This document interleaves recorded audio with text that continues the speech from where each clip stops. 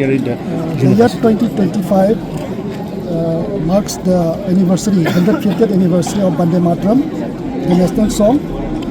This was written by on the 7th November 1896. More than a song, this Sanskrit poem, which marks the unifying mantra for the national struggle during those days. This song was first published in a Bengali journal, Vande Mataram, and later on it was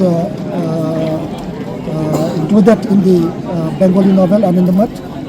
Later on, this script was also sung by Rabindranath Tagore in one of the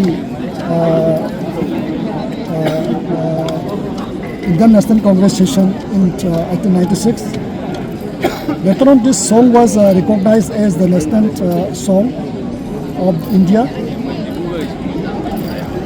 and this song was famous during the Indian struggle, and that this is responsible for the unifying mantra, and most of the freedom fighters, most of the people in the during those days have motivated, and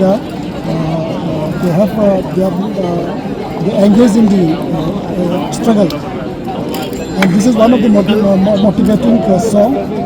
And remembering those days and those contributing factors, the Ministry of Culture, especially the Ministry of Culture, Government of India, has initiated to sing this song in its 150th anniversary.